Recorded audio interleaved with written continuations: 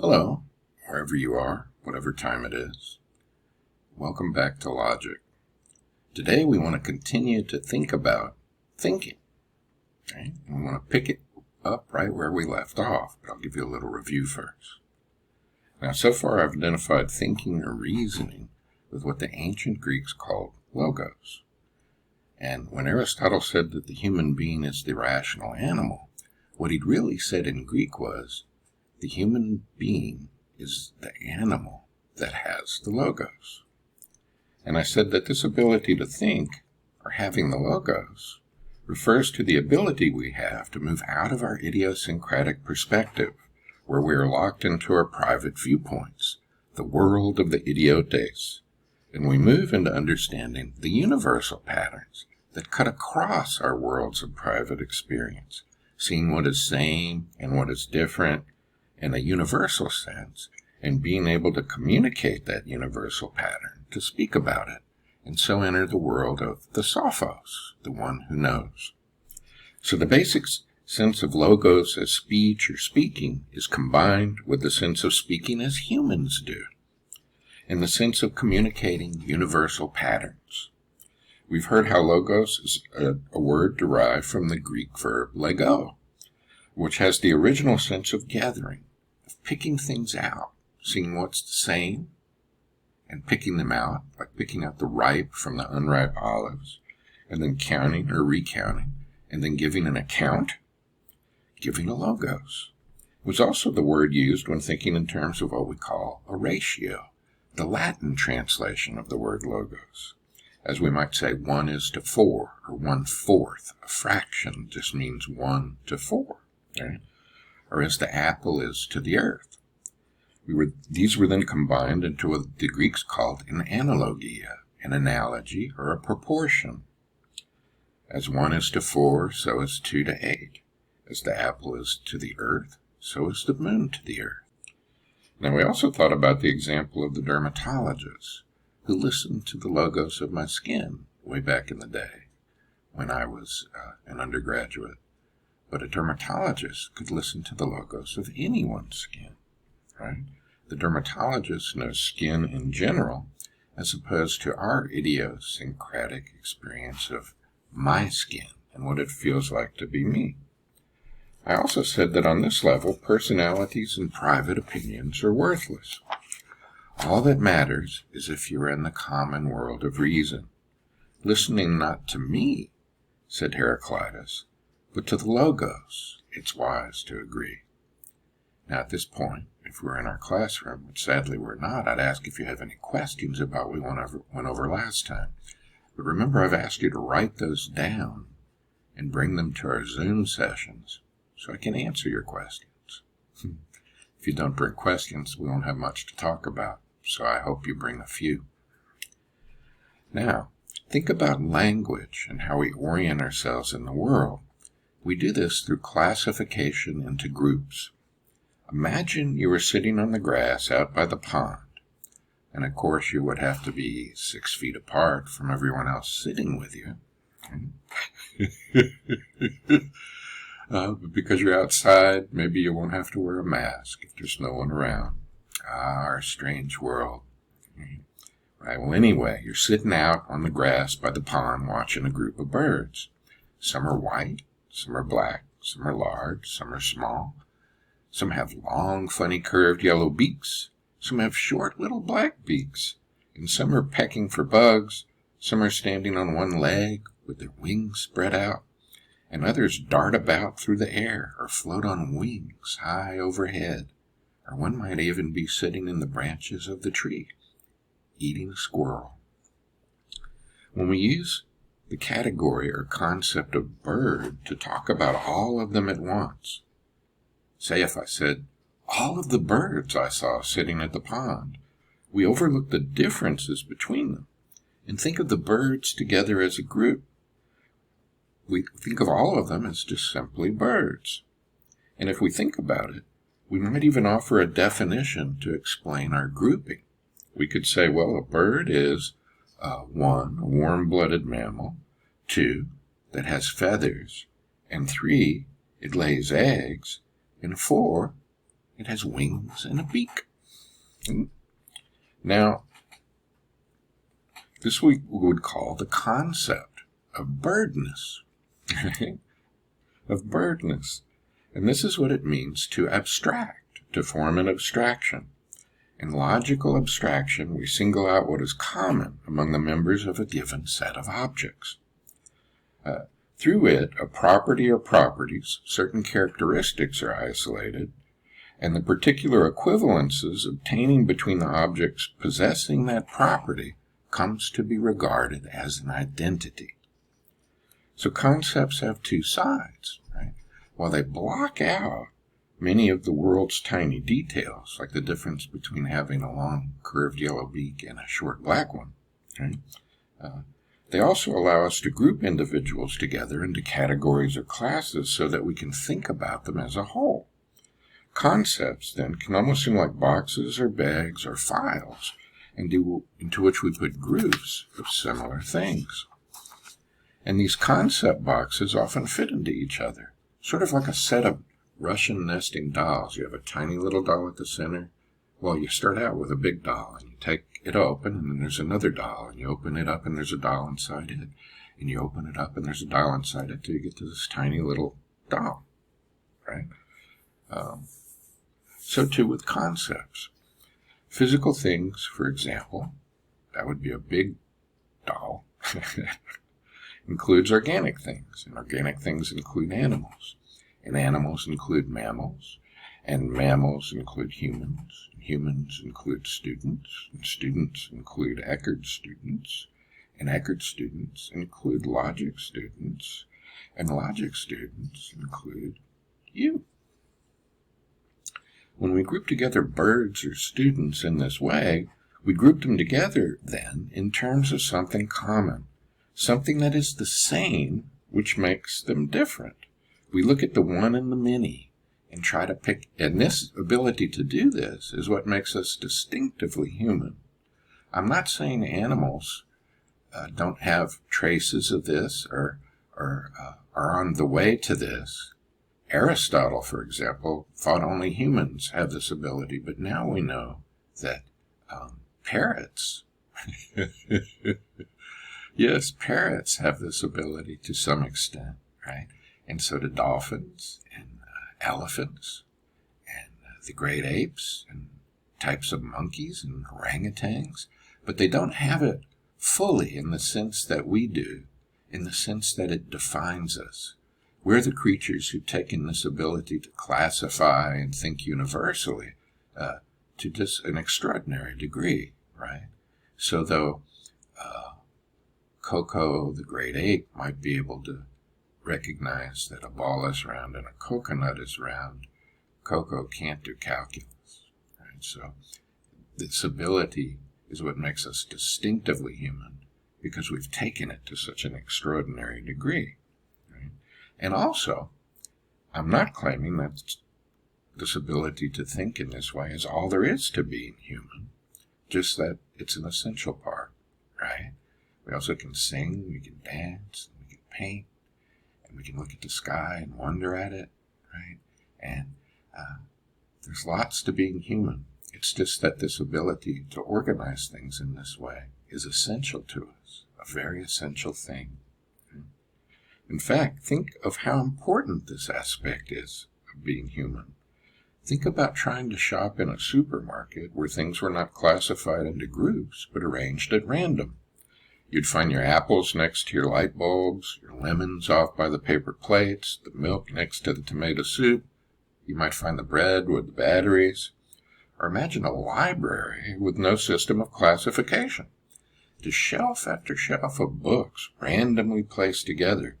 And you just had to go looking around for what you wanted, hoping you would find it. Well, somebody designed supermarket and library classification schemes.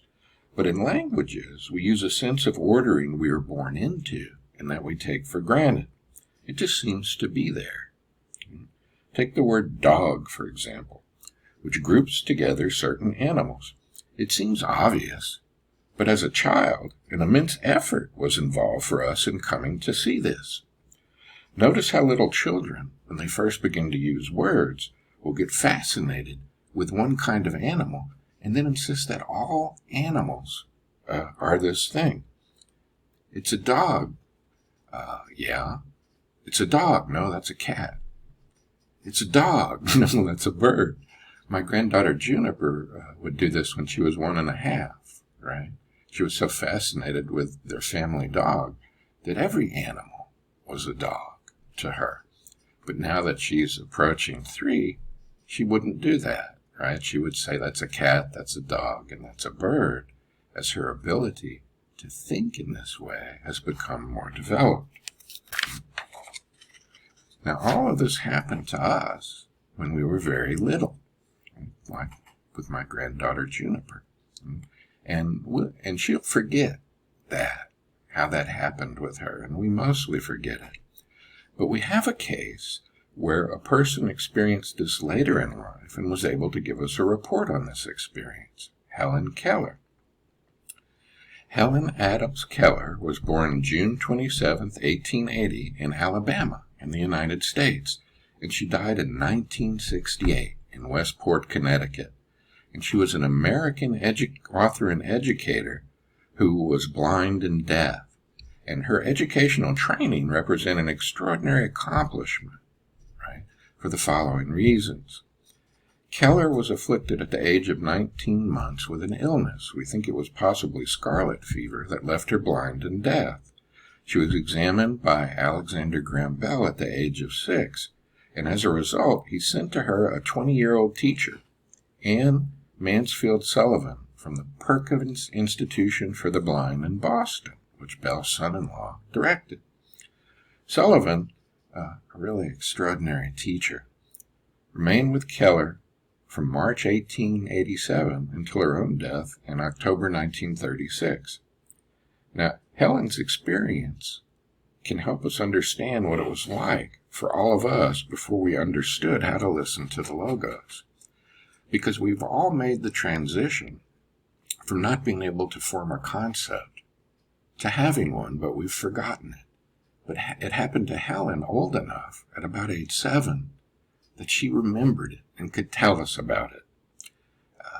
Now, I sent you, through email, this little chapter I'm going to read aloud to you, and I asked you to read it before you listen to the lecture, and hopefully you have, but if you haven't, you can go back and read it again, but I'm going to read it aloud for us, so we can think about it some more. And but before I do that, when you think about it, language is experienced through hearing others talk and seeing what to write or what you're reading. Okay?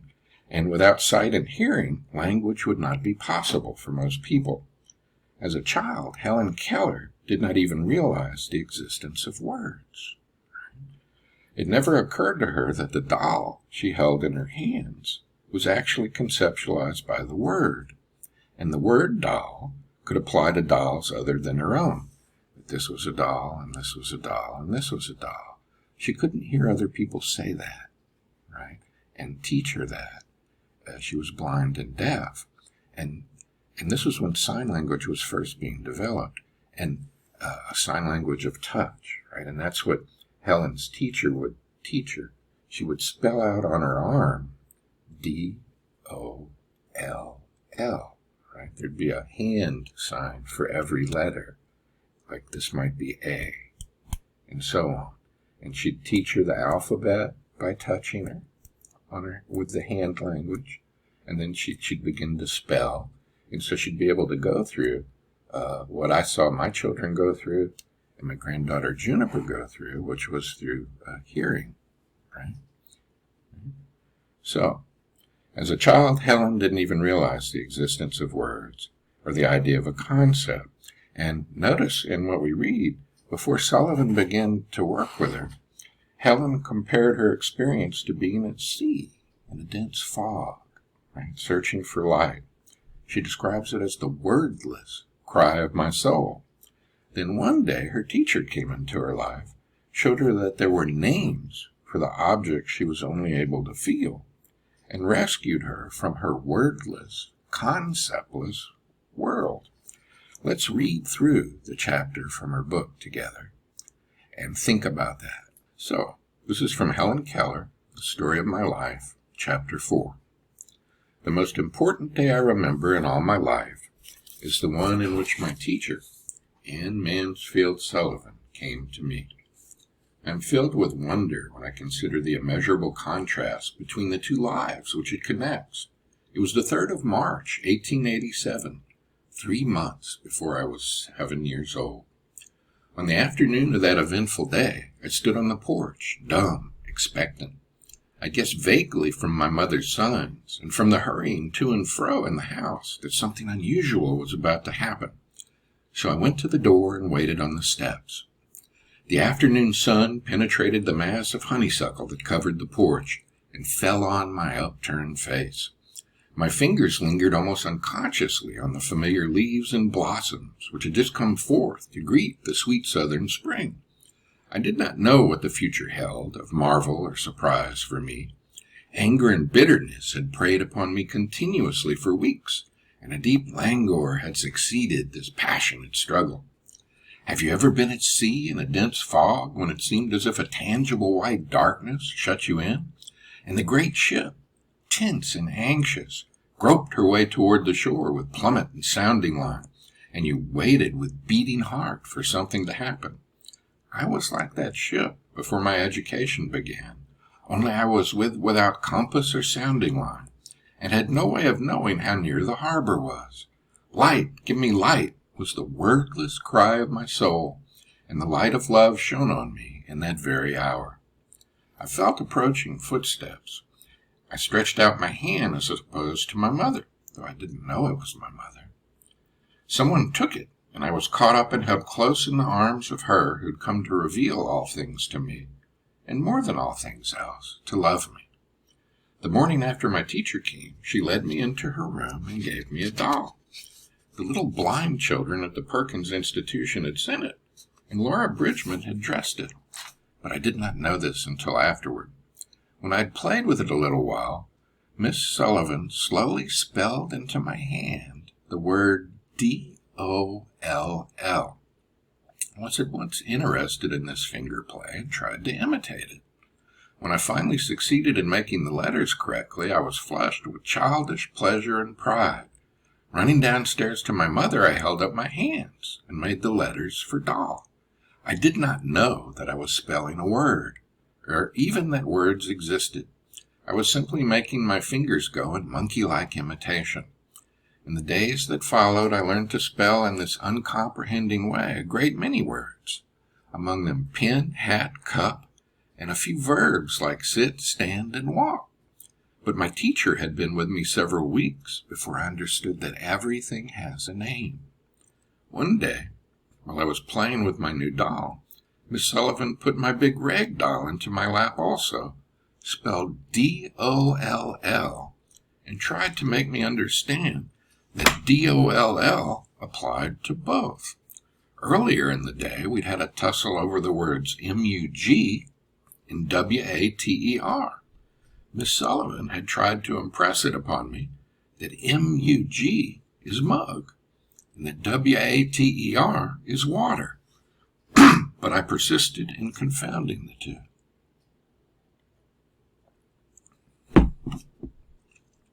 In despair, she had dropped the subject for the time, only to renew it at the first opportunity. I became impatient at her repeated attempts, and seizing the new doll, I dashed it upon the floor. I was keenly delighted when I felt the fragments of the broken doll at my feet. Neither sorrow nor regret followed my passionate outburst. I had not loved the doll. In the still dark world in which I lived, there was no strong sentiment of tenderness. I felt my teacher sweep the fragments to one side of the hearth, and I had a sense of satisfaction that the cause of my discomfort was removed. She brought me my hat, and I knew I was going out into the warm sunshine. This thought, if a wordless sensation may be called a thought, made me hop and skip with pleasure. We walked down the path to the well house, attracted by the fragrance of the honeysuckle with which it was covered. Someone was drawing water, and my teacher placed my hand under the spout. As the cool stream gushed over one hand, she spelled into the other the word water, first slowly, then rapidly.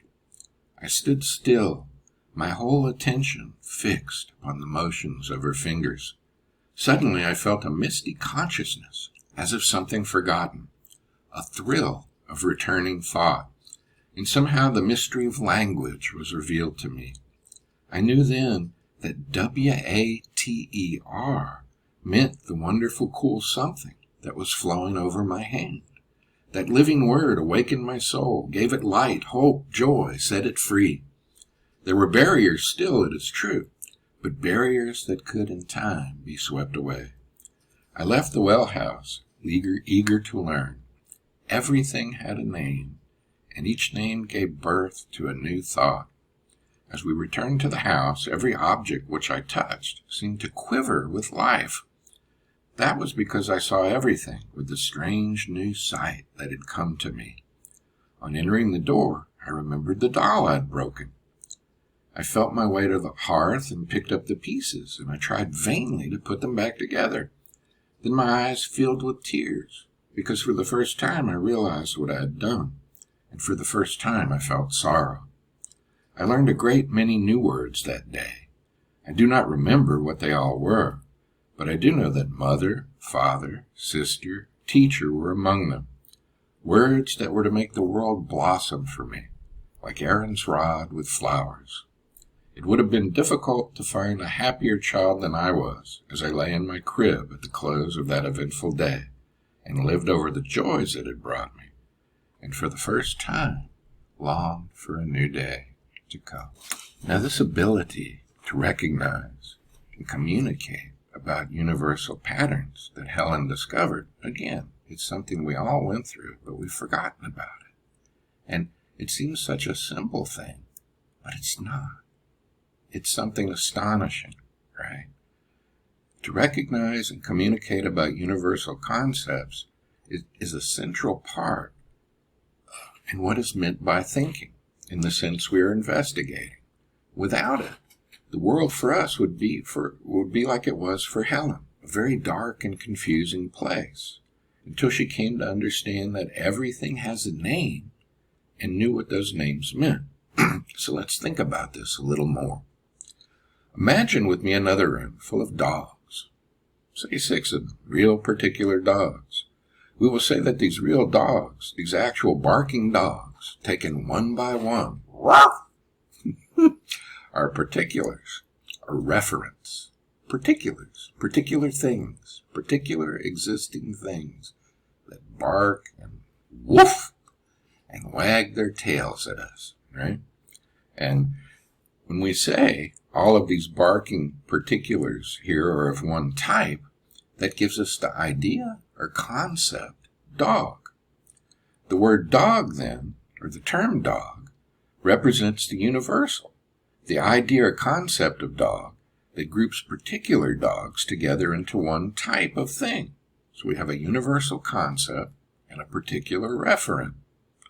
The universal is then said to be abstract, while the particular, the actual barking dogs, are said to be concrete.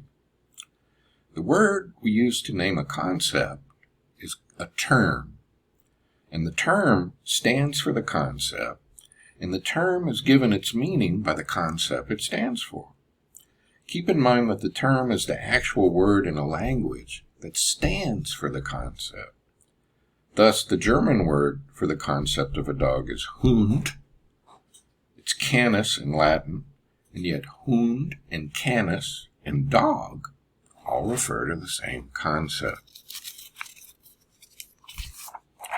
So terms, the actual words, may change depending on the language we're using, but the concept is a universal, and it's always the same. If a Greek says skoulos and a German says Hund, and an Italian says cane, and I say dog, we all mean the same thing. Concepts can then have levels. A cat is a type of animal, and so is a dog and a lizard. So animal is then a broader concept, including other concepts under it that do not contain as many reference or particular things. So all the particulars included in lizard are included in animal, but animal includes other things as well, including me and you. So we say that animal is a broader concept than lizard because it refers to more things. It has more reference. It's more universal. One universal can be more abstract than another one. All right. By this is meant that a concept can subsume other concepts. For example, we could say that two of our dogs are beagles, a certain type of dog, while one is a Labrador, another type, and the remaining are collies. Right? So we have in our room 2 beagles, 2 Labradors, and 2 collies. And we could then let some other kinds of things into our room. It's beginning to get to be an exciting and noisy room, right? We could notice that one of these things we've let into our room is a Persian, and another is a tabby, and these are types of cat. And amidst the chaos of the barking and meowing, notice that all these things in our room are animals. Animal would then be a more abstract concept than dog, and dog a more abstract concept than beagle, and the same with cat and Persian. And then we might bring a fern and a cactus into the room, which are types of plants. And we might say then that animal and plant are types of living thing, and so forth. Now, we could represent such things in a diagram, such as the following. Now notice here we have the particulars, right? And these little asterisks or stars represent actual living things. So we could imagine a barking beagle here called Bob, a barking lab here called Chocolate, a meowing Persian here called Tom, and a meowing tabby called Gretchen. Right? And these are particulars, right? And everything above it are concepts, right? Concepts. Right? And the logical term for a broader concept is a genus, while species refers to the narrower concept, right? So beagle is a species of dog, for example, and Labrador is a species of dog, and Persian is a species of cat, and tabby is a species of cat. Now notice this is not the biological idea of genus and species, but the logical one. A species is any subclass, then, and genus and species are what we call relative terms, like mother and daughter. Your mother is also a daughter to her parents, and likewise dog is a species in relation to animal, but genus in relation to beagle.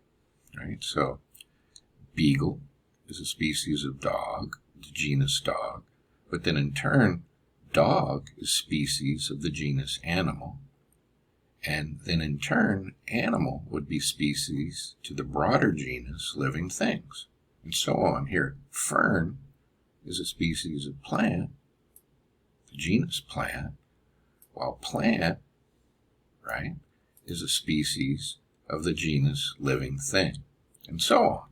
Okay? Now, the referents of our concepts are concrete, what is represented by the little asterisks down here, right? Which means each is a single individual object or thing. But the concept is abstract. And by abstract or universal, we mean that the concept refers to a group of objects, a group of particulars, and not just a single thing. So the concept human includes all individual concrete human beings, as dog does each individual dog.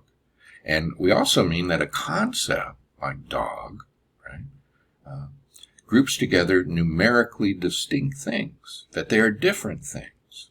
And there are many differences among individual humans, or among individual dogs, or among the referents of any concept. Yet they are similar. There's something the same that we can pick out. So abstractness or universality is a relative property. Any concept is abstract, but a species is less abstract than the genus to which it belongs. And there are many more differences between animals as a class than between dogs. So as we move up the genus-species relationship, we move toward the more universal and the more abstract. And as we move down, we move toward greater concreteness. Now in logic, we say that the specific difference or difference, is what separates different species within the same genus.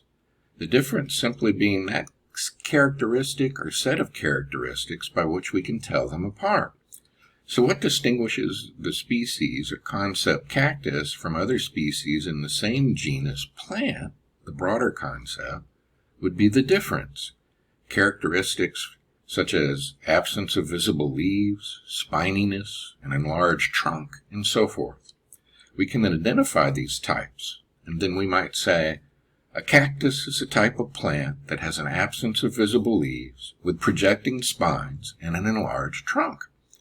The ability to do this is what Aristotle in part meant, speaking of humans, as having the logos.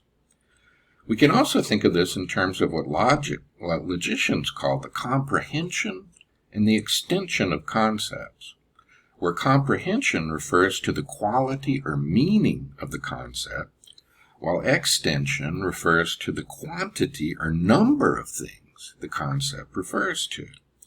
The ancient Greek thinkers who first began to formulate all this thought that every concept has certain characteristics or notes that make up its meaning. So the notes of being a cactus, to use the example above, is that it is a plant, it has an absence of visible leaves, it has projecting spines, and so forth. And all of these essential notes or characteristics then give us the meaning of the concept cactus, which is then called the comprehension of the concept. The extension of the concept would then be the number of individual things to which the concept applies, all the individual cacti in the world. We can say that the concept extends to include all these individual plants, and so we call it the extension of the concept. And because we're talking about the universal meaning of the concept, its extension would include all possible cacti, past, present, or future. We can sum all this up by saying that a concept's comprehension is what it means, while a concept's extension refers to all the individual things to which the concept applies. Let me say that to you again. A concept's comprehension is what it means, while a concept's extension refers to all the individual things to which the concept applies, past, present, or future. You should also note that comprehension and extension vary inversely, as we logicians like to say. This means that as comprehension increases, extension decreases, and that as comprehension decreases, intention increases. This relates to the idea of increasing abstractness I talked about before.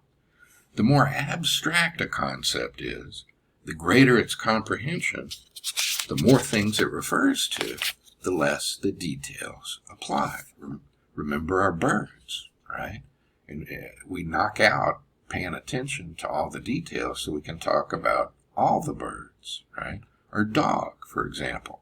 A dog is defined as a domesticated carnivorous mammal that typically has a long snout, an acute sense of smell, and a barking, howling, or whining voice.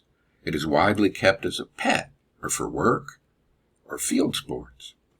But animal is defined as a living organism that feeds on organic matter, typically having specialized sense organs, and nervous system and able to respond rapidly to stimuli. So the definition of animal, the concept animal, refers to more things than dog does, and so it includes less details of comprehension, since it must apply to more things. So, there is a person in this house, we say, and it is just some particular person standing there, sitting there, like me or you, with a name and a face, born in a particular place and at a particular time. But what are we referring to with that word person? What does the concept indicate? Well, universals or concepts find the same and the different and put them into a unity, however it happens. And then we see on another level which of these unities are the same and then those which are different. We're able to see that this doll is like this doll, and the word points to both of them. And we're able to see that the water from the pump and the water from the glass of water I drink, and the water falling from the sky in rain, it's all water. It's all the same. We see the unity. We see the one in the many. And all of this is very mysterious if you think about it. How is it that we see the world like this, in terms of a one and a many? How is it that we're able to abstract the universal? How is it that we're able to lay our dolls or a bucket and glass of water side by side and then see how they're different and how they are the same? Begin to talk about the world around us.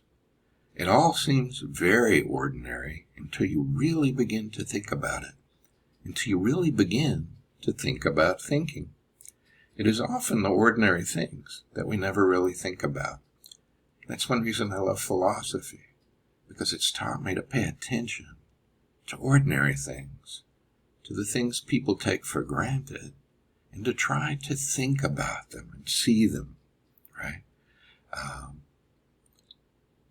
Such as our ability to realize that everything has a name, that this is a mechanical pencil, and this is a mechanical pencil, and this is not a mechanical pencil. This ability, right, is wonderful in the original sense of the word. Wonderful. It means full of wonder. Right? I love the Tibetan word. Emaho, they say. How wonderful. How marvelous. This is a mechanical pencil, and this is a mechanical pencil. Emaho. How extraordinary. Now, the Taoist philosophers of ancient China had a marvelous term for this realization of the wonder and mysteriousness of ordinary things. They called it the great ordinary. Isn't that a marvelous thing to say? The great ordinary, right? The great ordinary.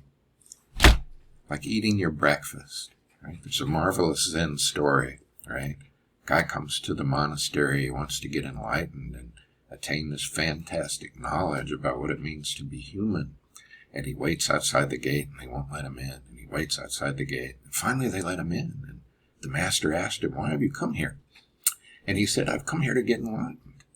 And he said, well, then you had better go and eat your breakfast.